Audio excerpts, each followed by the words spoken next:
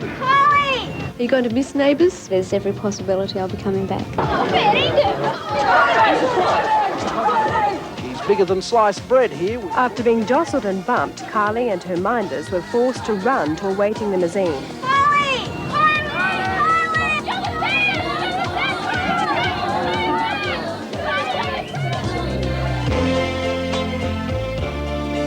Kylie, you're quoted as saying that you've detected a new confidence in your ability, that people aren't questioning your talent so much. Is that right?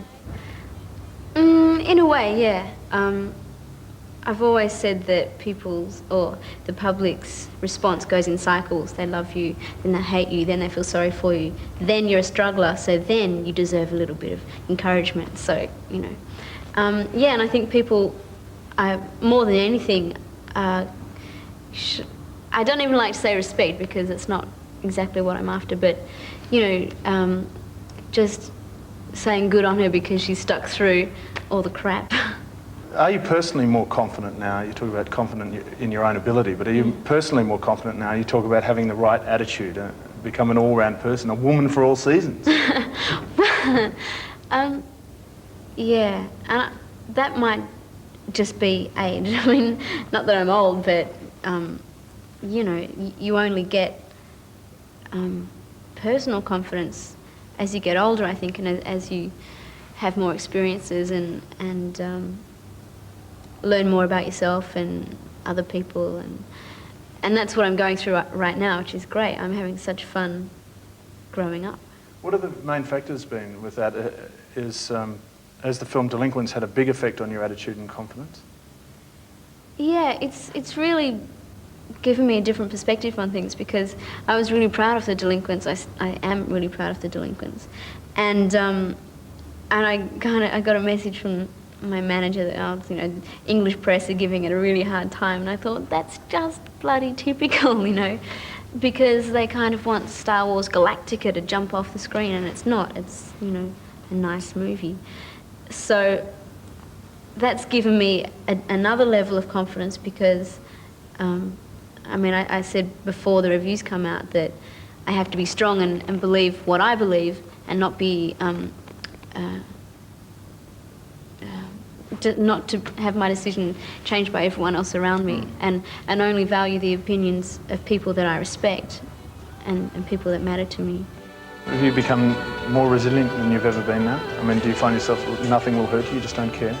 I wouldn't say nothing will hurt me. I'm still human, I still have feelings and I can be affected by things, but I have got a much tougher skin against it all. I have to, otherwise I would be, you know, a mess on the floor.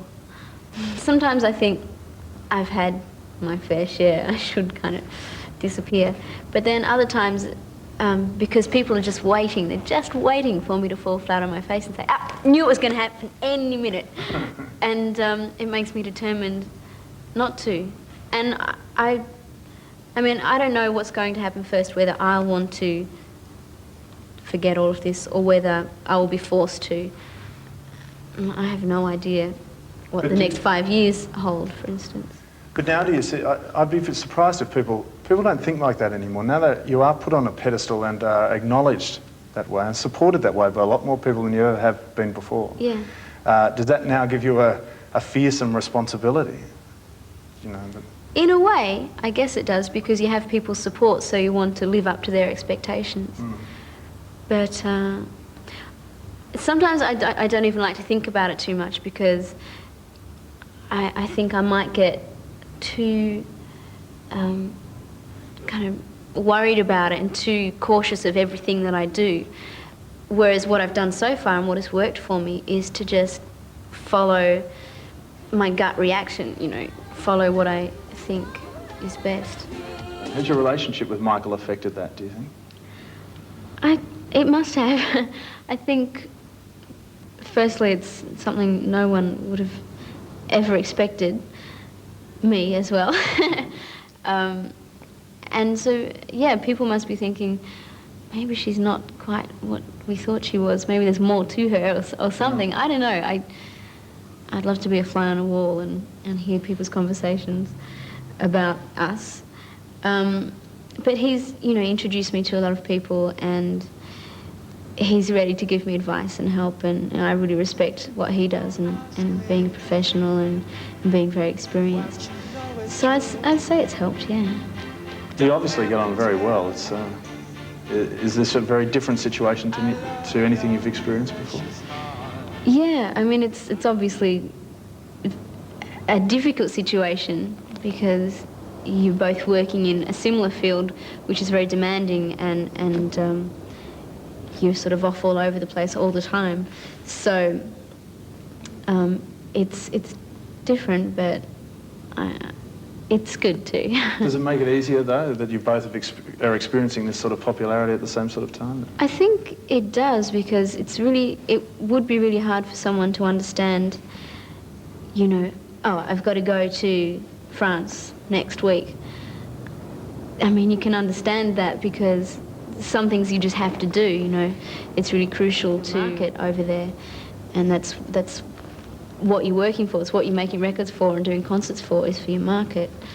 So it's good to be able to understand the demands. I read that you met because he apologised to you for things that he'd said in the press. Well, I think he rang up to apologise, but I didn't speak to him. So we did meet under very strange circumstances. With all that stuff that, you know, about the photographs being taken, I mean, you haven't kept your relationship incredibly quiet, have you, really? Well, tried to, but... But do you take the relationship, the situation, that you don't care, you'll live your lives as you want to? Yeah, I've become pretty relaxed about... I mean, for so long I was like, no, I'm not going to talk about that, you know. And still I don't want to talk much about it because, again, it's personal. It's something that, you know, I would only talk to close people about, or close friends about. But, I mean, once something is out in the open, well, everybody stops hassling you so much about it, so it in fact makes it easier. What about a lot of the parasites in the industry are talking cynically about the relationship that's good for both of you professionally? I mean... Well, yeah, exactly, parasites. They're probably very jealous. So, Kylie, tell us about the band. Apart from session people, you've got some pretty heavy musicians in there. You've got James Freud, ex-models, Greg Prano, ex-Hunters and Collectors. How did that all come about? I met James, gosh, I guess nearly 2 years ago in New York. He's on the same record company, so have a bit of a connection there. And I met Greg through Michael, and I started spending a bit of time with him, and we got along really well. So Greg, you know, I asked Greg if he wanted to do percussion, and then he suggested James. So I mean, it just all fitted in really well together, and we just had a meeting the other day, and I think they're glad to be doing something really different, you know, something where the pressure's not on them. What about Teen Wedge? They're in there as well? Yeah, I saw them after seeing Kate Ceberano perform, and I was just knocked out. They're so great. I mean, everyone has to go and see them. So they are part of the lineup.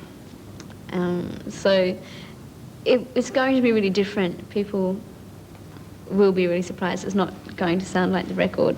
I mean, some will, but some definitely won't. So the show's going to be big? Yeah, bigger than Ben-Hur. What would you like the feeling to be when you finish the concert tour? What would you like people to be thinking after this? One of my aims is for those people that do go along saying, right, okay, let's see what we can pick out of this.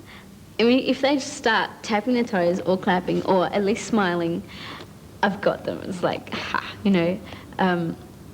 If they can't help but have a good time at some brief momentary second throughout the show, that's great. That's something really that I will feel that I've achieved.